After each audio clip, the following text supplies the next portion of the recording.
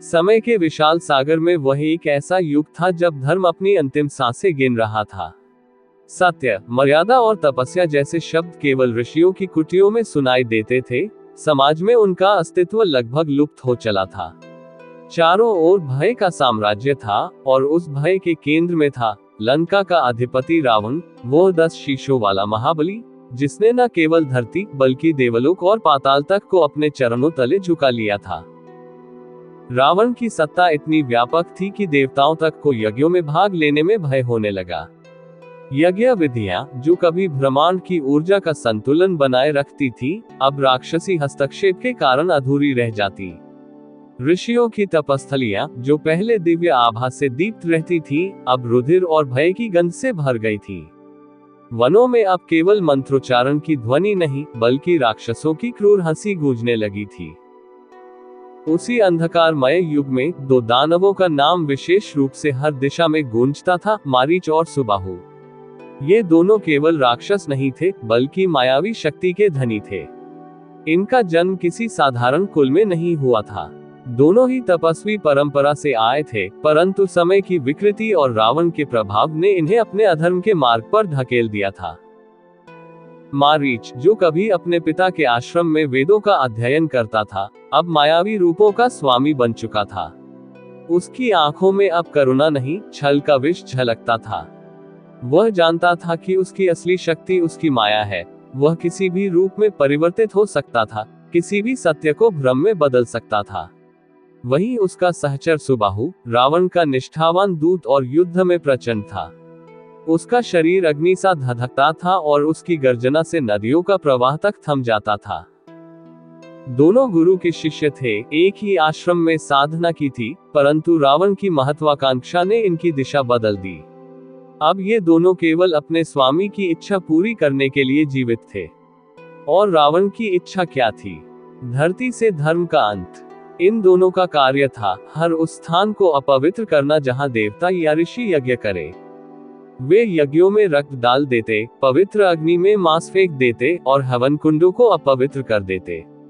ऋषि भय से कांप उठते, देवता मौन हो जाते और धरती माता स्वयं कराह उठती। ऋषियों ने प्रार्थना की, हे विष्णु, हे ब्रह्मा, हे महादेव, हमें इस अत्याचार से मुक्ति दो।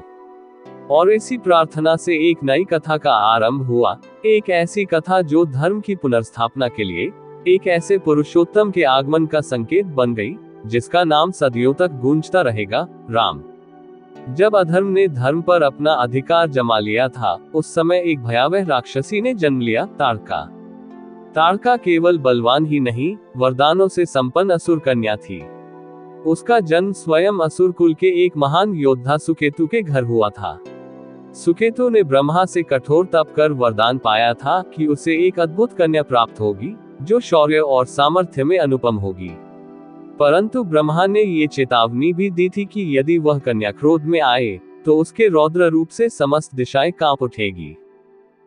वह कन्या ही आगे चलकर ताड़का के नाम से प्रसिद्ध हुई। उसकी आकृति पर्वत जैसी विशाल थी, उसकी आंखें अंगारों की तरह लाल, और उसकी गर्जना से जंगलों में पक्षी उड़ जाते। जब उसका विवाह राक्षस सुंद से हुआ, तब ये संयोग जैसे स्वयं विधाता ने अधर्म के विस्तार के लिए ही रचा था। ताड़का से उसे 2 पुत्र प्राप्त हुए, मारीच और सुबाहु। इन दोनों में जन्म से ही असाधारण बल और मायावी प्रतिभा थी। उनका रक्त असुर कुल की तीव्रता से उबलता था और उनकी नसों में विनाश की प्रवृत्ति प्रवाहित होती थी। बाल्यकाल से ही ताड़का ने उन्हें युद्ध कला, माया विज्ञान और ब्रह्मर्षियों के तप को भंग करने के कौशल सिखाए। वह स्वयं कहती, हे पुत्रों, देवताओं का यश तभी घटेगा जब उनके पूजक डरेंगे। जब ऋषि तप करना छोड़ देंगे, तब देवताओं की शक्ति क्षीण होगी। यही हमारा धर्म है, यही असुर कुल की परंपरा। और इस प्रकार मारीच और सुबाहु ने अपनी माता के शब्दों को अपना धर्म मान लिया। उनकी शक्ति अपार थी। मारीच मृग के समान वेग से आकाश में उड़ सकता था और सुबाहु के हाथों से अग्नि वर्षा होती थी। दोनों भाई मिलकर किसी भी यज्ञ को एक क्षण में नष्ट कर देते थे। ऋषियों के पवित्र यज्ञ मंडपों में जहां मंत्रोच्चारण की ध्वनि गूंजनी चाहिए थी, वहां अब हड्डियों की वर्षा और मांस की दुर्गंध फैल जाती। मारीच अपनी मायावी शक्ति से बादलों के बीच छिप जाता और वहां से रक्त बरसाता। सुबाहु अग्नि की ज्वालाएं छोड़ता जो यज्ञ की वेदी को भस्म कर देती। जब ऋषि भय से भागते तो उनकी हंसी जंगलों में गूंजती, एक ऐसी हंसी जो किसी भी जीव के हृदय में आतंक का कंपन पैदा कर दे। कालांतर में उनका आतंक इतना बढ़ा कि अनेक महर्षि अपने आश्रम त्याग कर अन्य प्रदेशों की ओर पलायन करने लगे। यज्ञ अधूरे रहने लगे, हवि अपवित्र होने लगी और देवताओं को अर्पण रुक गया। धरती जैसे धीरे धीरे धर्म के रक्त से खाली हो रही थी। ऋषियों ने आपस में कहा, ये ताड़का पुत्र मारीच और सुबाहु अब केवल राक्षस नहीं रहे, ये अधर्म के स्वयं दूत बन गए हैं। यदि इनका नाश न हुआ तो धरती पर यज्ञ की परंपरा समाप्त हो जाएगी। किंतु कौन कर सकता था इनसे युद्ध, क्योंकि इन दोनों के पीछे था स्वयं लंका का अधिपति रावण और उनकी माता ताड़का, जो युद्ध में 100 वीरों पर भारी पड़ती थी। देवताओं ने जब ये सब देखा तब उन्होंने पुनः विष्णु से प्रार्थना की, हे नारायण, आप ही इस अधर्म का अंत करें। और यही वह क्षण था जब मर्यादा पुरुषोत्तम राम के अवतरण का कारण दृढ़ हुआ, क्योंकि जहां धर्म का नाश होता है वहां ईश्वर स्वयं धर्म की रक्षा के लिए जन्म लेते हैं। ऋषि महर्षियों की पीड़ा जब सीमा पार कर गई तब एक महातपस्वी ने ये संकल्प लिया कि अब भय को समाप्त करना ही धर्म होगा। वह थे महर्षि विश्वामित्र। वे जानते थे कि राक्षसों से भयभीत होकर भागने से धर्म की रक्षा नहीं होगी, बल्कि उसका अंत सुनिश्चित हो जाएगा। उन्होंने निश्चय किया कि चाहे कुछ भी हो, यज्ञ फिर से होंगे और उन्हें स्वयं पूरा करेंगे, बिना भय, बिना विचलन। परंतु वे ये भी समझते थे कि राक्षसों की मायावी शक्ति को केवल कोई साधारण मानव नहीं रोक सकता। इसके लिए चाहिए था दैवी सामर्थ्य, जो केवल ईश्वर अवतार के पास होती है। इसी विचार के साथ विश्वामित्र अयोध्या नगरी पहुंचे, वो नगरी जहां धर्म, मर्यादा और नीति का शासन था, जहां राजा दशरथ न्यायप्रिय और सत्यव्रती थे, और जहां उनके 4 तेजस्वी पुत्र राम, भरत, लक्ष्मण और शत्रुघ्न सूर्यवंश की कीर्ति के दीप थे। विश्वामित्र राजसभा में पहुंचे तो पूरी सभा उनके तेज से आलोकित हो उठी। राजा दशरथ ने उनका स्वागत कर कहा, हे ब्रह्मर्षि, आपके चरणों से अयोध्या धन्य हो गई। आज्ञा दें, मैं क्या सेवा कर सकता हूँ? विश्वामित्र ने शांत स्वर में कहा, राजन, मैंने यज्ञ का संकल्प लिया है, परंतु राक्षस मारीच और सुबाहु बार बार उसे नष्ट कर देते हैं। वे आकाश से रक्त और मांस की वर्षा करते हैं और यज्ञ अग्नि को अपवित्र कर जाते हैं। इस बार मैंने ठान लिया है कि यज्ञ पूर्ण होगा, चाहे राक्षसों की सेना ही क्यों न आ जाए। परंतु मुझे इसकी रक्षा के लिए आपके पुत्र राम और लक्ष्मण चाहिए। दशरथ स्तब्ध रह गए। राम तो केवल 16 वर्ष के थे, कोमल, सुशील और अभी अभी धनुर्विद्या में निपुण हुए थे। राजा का पिता हृदय कांप उठा। उन्होंने कहा, मुनिवर, राम अभी बालक हैं। वे भला उन दानवों की प्रचंडता को कैसे झेल पाएंगे? मैं स्वयं अपनी सेना लेकर आपके यज्ञ की रक्षा करूंगा। परंतु विश्वामित्र मुस्कुराए, राजन, आप जो देख रहे हैं वह एक साधारण बालक नहीं, स्वयं विष्णु का अंश है। उनका जन्म ही धर्म की रक्षा के लिए हुआ है और इस कार्य में उन्हें कोई बाधा नहीं आएगी। सभा में मौन छा गया।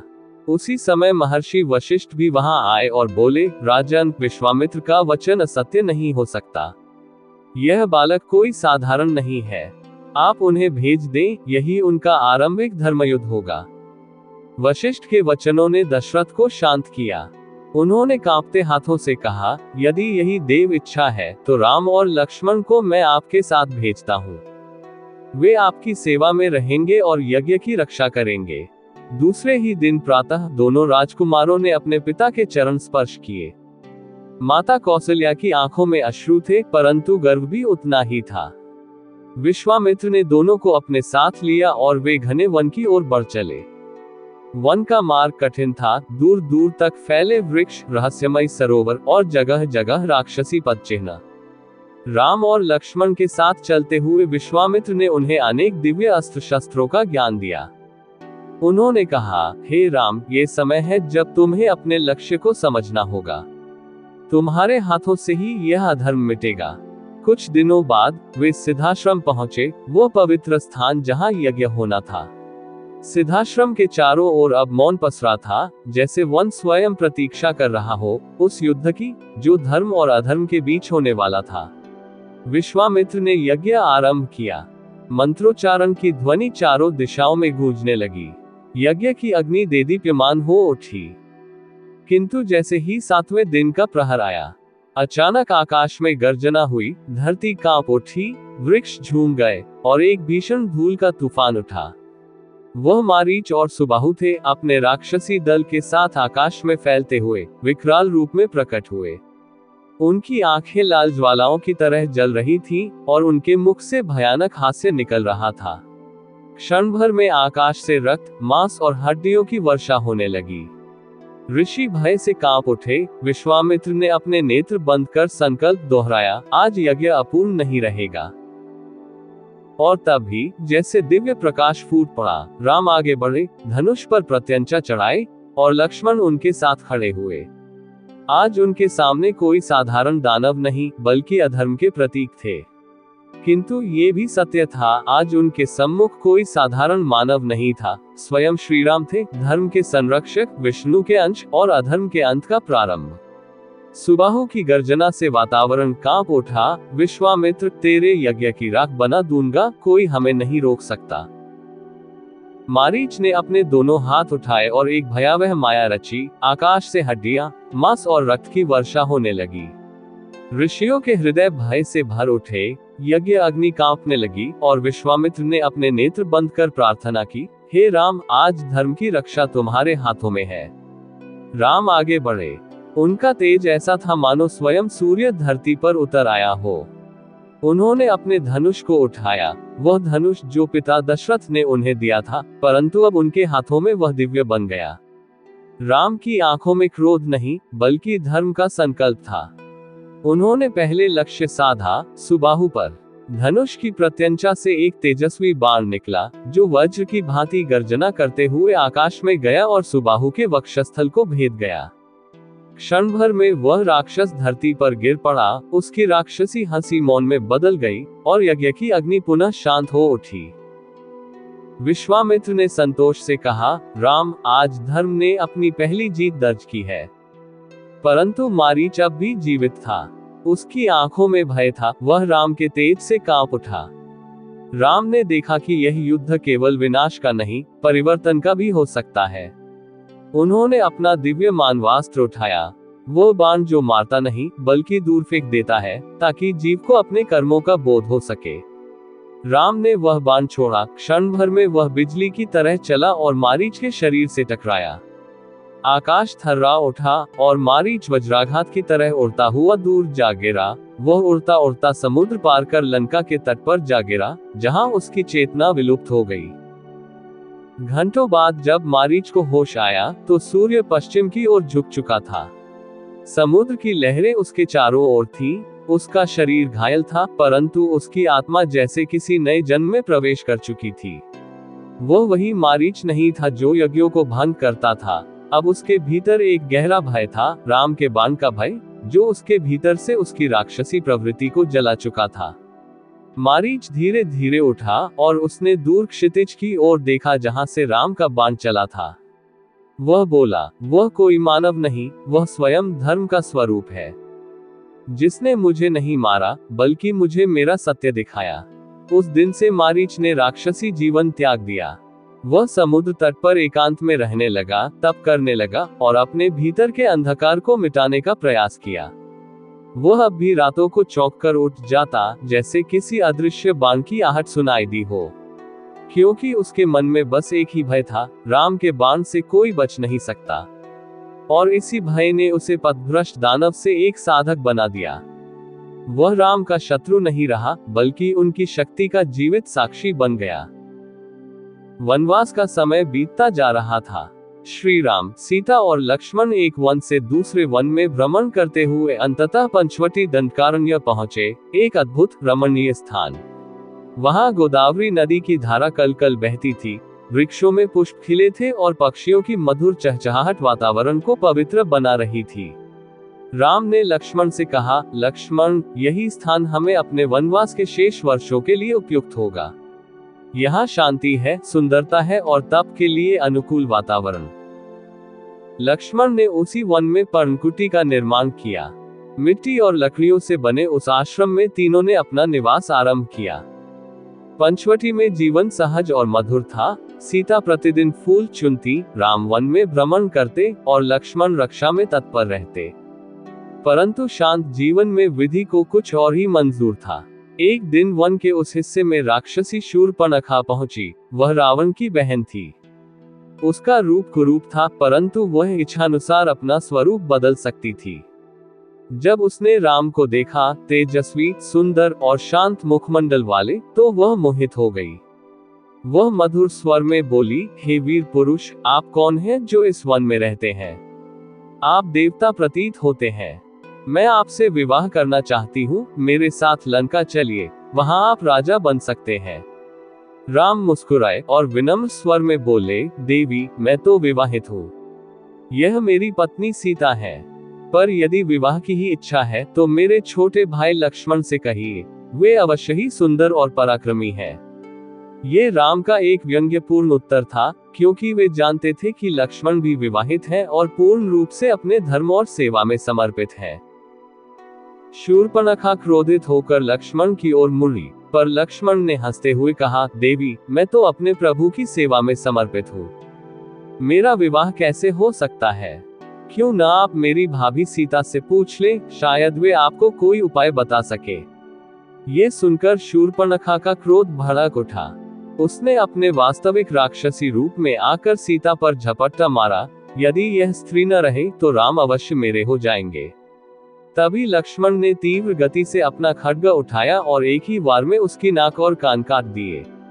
शूर्पणखा पीड़ा और अपमान से चीत्कार करती हुई वहां से भागी। रक्त से उसका चेहरा भर गया था और उसकी आंखों में प्रतिशोध की ज्वाला थी।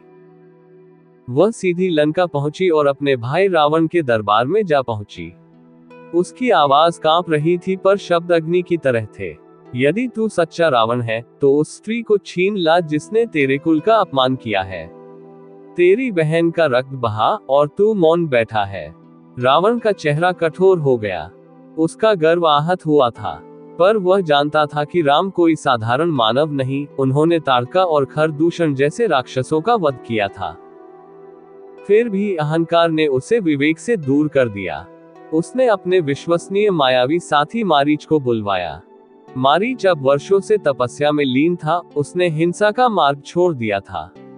जब रावण ने उसे आज्ञा दी, मारीच, तू स्वर्ण मृग का रूप धर, सीता को मोहित कर दे ताकि राम दूर जाए और मैं उसे अपहरण कर लूं।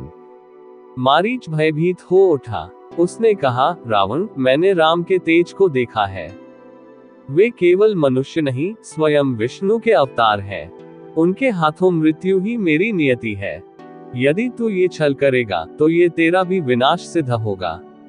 रावण हंसा, मारीच, यदि तू मेरी बात नहीं मानेगा तो मैं तुझे अभी मार डालूंगा। मारीच ने गहरी सांस ली। राम के हाथों मृत्यु या तेरे हाथों मृत्यु, यदि मरना ही है तो राम के हाथों मरना ही श्रेष्ठ है। और इस प्रकार भाग्य की डोर कस गई। मारीच ने स्वर्ण मृग का रूप धारण किया और पंचवटी में सीता के सामने प्रकट हुआ। वहीं से आरंभ हुआ वह प्रसंग जो समूचे त्रेता युग का सबसे बड़ा युद्ध जन्म देने वाला था। वन में उस दिन वातावरण अत्यंत शांत था। मंद पवन बह रही थी, वृक्षों की पत्तियां धीमे धीमे सरक रही थी और सीता पुष्प चुनने के लिए कुटिया के निकट आई। तभी उनकी दृष्टि एक अद्भुत दृश्य पर पड़ी। एक स्वर्ण मृग। उस मृग का शरीर ऐसे चमक रहा था मानो स्वयं सूर्य की किरणें उस पर उतर आए हो। उसकी त्वचा पर रत्न जटित झिलमिलाहट थी और उसकी आंखें नीले नीलम की भांति दमक रही थी। कभी वह उछलकर वृक्षों के बीच भागता, कभी रुककर सीता की ओर देखता, जैसे उन्हें आकर्षित कर रहा हो। सीता आश्चर्य और आकर्षण में डूब गई। प्रभु, उन्होंने राम से कहा, ऐसा सुंदर मृग मैंने कभी नहीं देखा। कृपा कर इसे पकड़ लीजिए। यदि जीवित पकड़ सके तो अच्छा, अन्यथा इसकी खाल लाकर दीजिए ताकि मैं इससे हमारे आश्रम को सजा सकूं। राम मुस्कुराए। वे जानते थे कि वन में इस प्रकार का मृग स्वाभाविक नहीं, किंतु सीता की बाल सुलभ इच्छा देखकर वे मना न कर सके। उन्होंने लक्ष्मण से कहा, लक्ष्मण तुम यहाँ रहकर सीता की रक्षा करना, मैं शीघ्र ही लौट आऊंगा। लक्ष्मण बोले, भैया यह मृग साधारण नहीं प्रतीत होता, ये किसी मायावी शक्ति का रूप है। राम ने कहा, सत्य है, किंतु यदि यह छल भी है तो इसका अंत करना हमारा धर्म है। ये कहकर वे धनुष उठाए और मृग के पीछे वन में निकल पड़े। मारीच, जो स्वर्णमृग का रूप धारण किए था, जानबूझकर राम को दूर, बहुत दूर तक ले गया। वह कभी झाड़ियों में गायब हो जाता, फिर किसी दूसरी दिशा में प्रकट होता। राम का पीछा तेज होता गया और अंततः जब वे पर्याप्त दूर पहुंच गए, उन्होंने धनुष ताना। उनका बाण अग्नि की लपटों सा चमका और मारीच के शरीर में जा धंसा। घायल मारीच ने आकाश की ओर देखा, उसके मन में शांति और भय दोनों थे। राम के हाथों मृत्यु, यही मेरा उद्धार है, उसने सोचा। पर मरने से पहले उसने रावण की योजना को पूरा किया। उसने अपनी अंतिम शक्ति एकत्र की और राम की ही आवाज में चिल्लाया, हे लक्ष्मण, हे सीते, आह मैं घायल हो गया। उसकी आवाज वन की घाटियों में गूंज उठी और पंचवटी तक पहुंची। सीता ने वह पुकार सुनी तो उनका हृदय कांप उठा। लक्ष्मण सुनो, स्वामी संकट में हैं, तुरंत उनकी सहायता को जाओ। लक्ष्मण शांत स्वर में बोले, भाभी आप भूल रही हैं। यह मृग मायावी था और प्रभु स्वयं अजेय है। ऐसा कोई नहीं जो उन्हें आघात पहुंचा सके। सीता व्याकुल हो उठी, उनके नेत्रों में आंसू थे, आवाज कांप रही थी, लक्ष्मण क्या तुम मेरे पति के संकट में भी यहाँ रहोगे? क्या तुम्हारा हृदय पत्थर का है? जाओ उनकी सहायता करो। लक्ष्मण समझ गए कि यह छल है, पर भाभी की पीड़ा के आगे वे मौन हो गए। उन्होंने कुटिया के चारों ओर एक चमकती रेखा खींची, भाभी मैं अभी लौट आता हूँ। इस रेखा के बाहर आप न जाएं, ये रेखा मेरी शक्ति से बनी है, इसे कोई राक्षस पार नहीं कर सकेगा। ये कहकर वे राम की दिशा में चल पड़े। सीता एक पल को शांत हुई, पर तभी धरती जैसे थम सी गई। वन में अचानक एक साधु के रूप में कोई प्रकट हुआ, वह रावण था। उसके हाथ में कमंडल था, शरीर पर जटाएं और भस्म लगी हुई थी। वह गंभीर स्वर में बोला, भद्रेश्वरी मैं एक ब्राह्मण हूँ, वन में भटक रहा हूँ, भूखा हूँ, प्यासा हूँ, क्या तुम मुझे भिक्षा दोगी? सीता ने श्रद्धा से कहा, हे ब्राह्मण देव, अवश्य, किंतु कृपा कर आप इस रेखा के भीतर आ जाए, मैं स्वयं बाहर नहीं जा सकती। वह तपस्वी झूठे विनम्र स्वर में बोला, देवी मैं सन्यासी हूँ, स्त्री के घर में प्रवेश करना मेरे व्रत के विपरीत है। यदि तुम भिक्षा देनी ही चाहो तो बाहर आकर दो। सीता धर्म और मर्यादा के बीच उलझ गईं। अंततः उन्होंने सोचा, एक ब्राह्मण को भूखा कैसे लौटाया जाए, और जैसे ही उन्होंने लक्ष्मण रेखा पार की, क्षण भर में दृश्य बदल गया। वह तपस्वी क्रूर हंसी में बदल गया, उसका रूप विशाल, भयावह और काला हो उठा। 10 सिर, 20 भुजाएं और आंखों में अग्नि की ज्वाला, वह कोई और नहीं, लंकेश रावण था। सीता आतंकित होकर पीछे हटने लगी, पर अब बहुत देर हो चुकी थी। रावण ने गर्जना की, सीते अब तू लंका चलेगी, वहां रावण की रानी बनकर। सीता ने प्रतिकार किया, हे दुष्ट, मैं श्री राम की पत्नी हूँ, तेरी अधर्म की सीमा यही समाप्त होगी। तू चाहे मुझे शरीर से बांध ले, पर मेरे मन में केवल राम का नाम रहेगा। रावण ने स्वर्ण रथ का आह्वान किया और सीता को पकड़कर आकाश मार्ग से उड़ चला। सीता की चीखें, उनकी पुकार हे राम, हे लक्ष्मण, आकाश में गूंज उठी। धरती मौन थी, वृक्ष स्थिर हो गए और पंचवटी का वन जैसे शोक में डूब गया। जटायु, वह वृद्ध गिद्ध जो राम का भक्त था, ने ये दृश्य देखा और तुरंत उड़ान भरी। उसने रावण के रथ को रोकने का प्रयास किया। रावण, यह अधर्म है, सीता माता को छोड़ दे। दोनों के बीच भीषण युद्ध हुआ। जटायु ने वीरता से संघर्ष किया, पर रावण के अस्त्र से घायल होकर भूमि पर गिर पड़ा। फिर भी वह जानता था कि वह गवाही बन चुका है। सीता कहाँ गई, ये संदेश राम तक पहुंचाना अब उसका धर्म था। इधर आकाश में रावण सीता को लेकर लंका की ओर बढ़ रहा था। मारीच का कार्य पूर्ण हुआ था। एक राक्षस जिसने तपस्वी जीवन अपनाया था, आज छल की डोर में बंधकर स्वयं विनाश का द्वार खोल गया। वह क्षण त्रेता युग के धर्मयुद्ध का प्रारंभ था, जहां एक स्त्री की पुकार से पूरे ब्रह्मांड का संतुलन बदलने वाला था। सुबाहु पहले ही राम के बाणों का शिकार हो चुका था। मारीच भी राम के हाथों मारा गया, स्वर्ण मृग के रूप में, किंतु सम्मानपूर्वक। वह जानता था कि राम के हाथों मृत्यु किसी तपस्या से कम नहीं। रावण ने चाल चली, पर उसका परिणाम वही हुआ, लंका का सर्वनाश। सीता का हरण, राम की यात्रा, हनुमान की भक्ति, वानर सेना और लंका युद्ध, ये सब मारीच के उस एक स्वर्ण मृग की छलना से प्रारंभ हुआ। मारीच और सुबाहु राक्षस होते हुए भी पौराणिक कथा के सबसे निर्णायक मोड़ बन गए। वे केवल रावण के सहायक नहीं थे, वे रामायण की कहानी में भाग्य के संकेत बनकर आए, जिन्होंने धर्म और अधर्म के युद्ध को प्रारंभ किया।